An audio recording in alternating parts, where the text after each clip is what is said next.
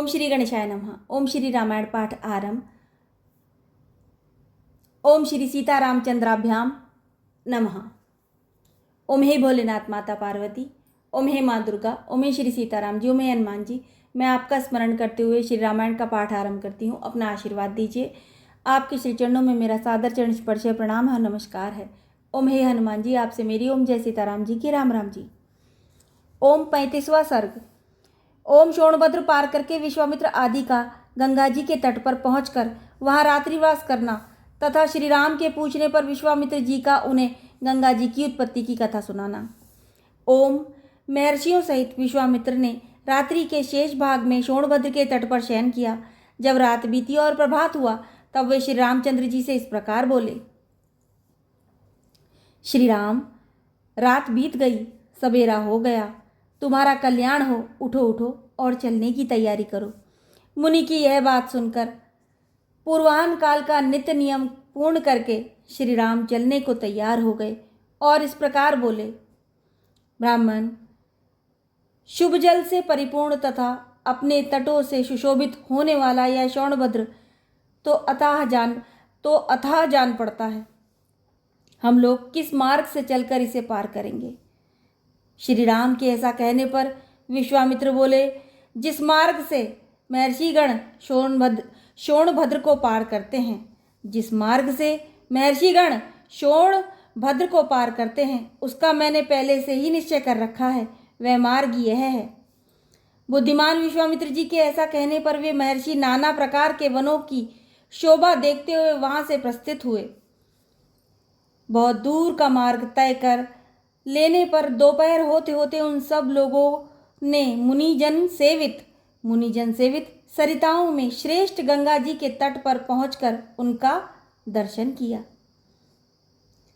हंसों तथा सारसों से सेवित पुण्य सलिला भागीरथी का दर्शन करके श्री रामचंद्र जी के साथ समस्त मुनि बहुत प्रसन्न हुए।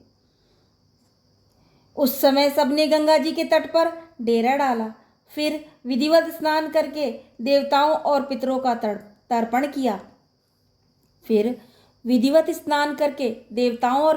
तर्पण किया। उसके बाद अग्निहोत्र करके अमृत के समान मीठे हविष्य का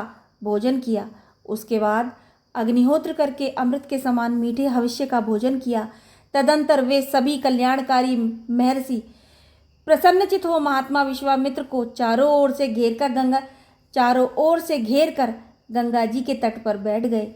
जब वे सब मुनि स्थिर भाव से विराजमान हो गए और श्री राम तथा लक्ष्मण भी यथा योग्य स्थान पर बैठ गए, तब श्री राम ने प्रसन्नचित होकर विश्वामित्र जी से पूछा, भगवान, मैं यह सुनना चाहता हूँ कि 3 मार्गों से प्रवाहित होने वाली नदी ये गंगा जी किस प्रकार तीनों लोकों में घूमकर नदों तथा नदियों के स्वामी समुद्र में जा मिलती हैं। भगवान, मैं यह सुनना चाहता हूं कि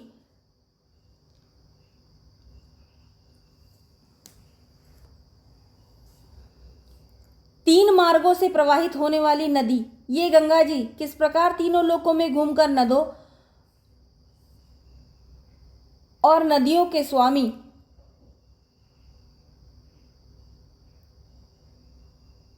समुद्र में जा मिली हैं। श्री राम के इस प्रश्न द्वारा प्रेरित हो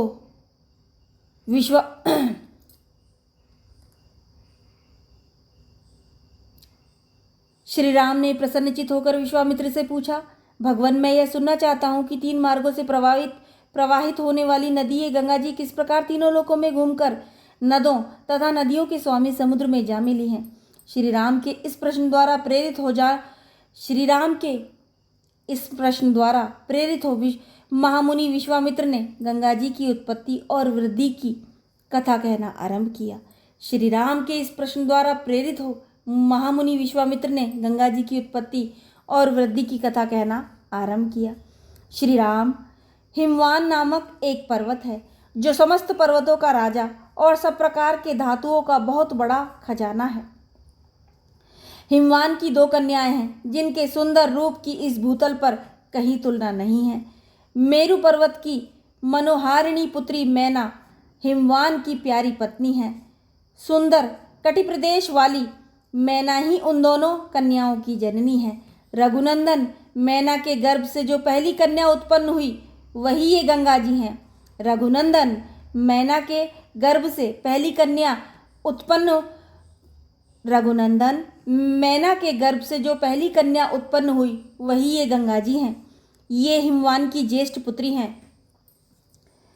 हिमवान की दूसरी कन्या जो मैना के गर्भ से उत्पन्न हुई, राजा पर्वतों के राजा हिमवान की दूसरी कन्या जो मैना के गर्भ से उत्पन्न हुई उमा नाम से प्रसिद्ध है।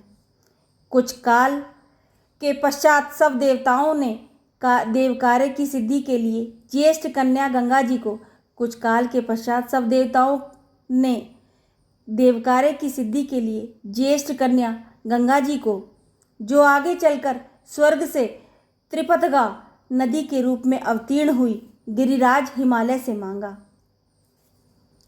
हिमवान ने त्रिभुवन का हित करने की इच्छा से स्वच्छंद पथ पर विचरने वाली अपनी लोक पावनी पुत्री गंगा जी को धर्म पूर्वक उन्हें दे दिया।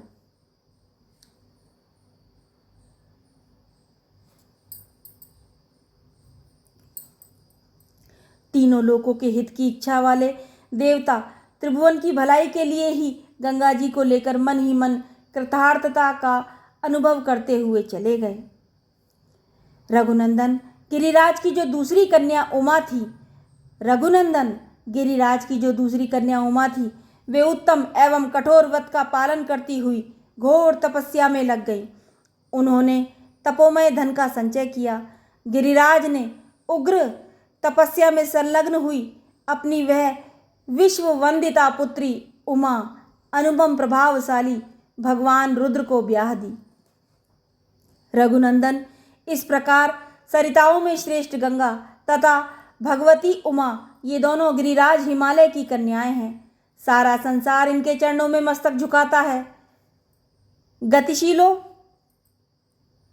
गतिशीलों में श्रेष्ठ तात श्री राम, गतिशीलों में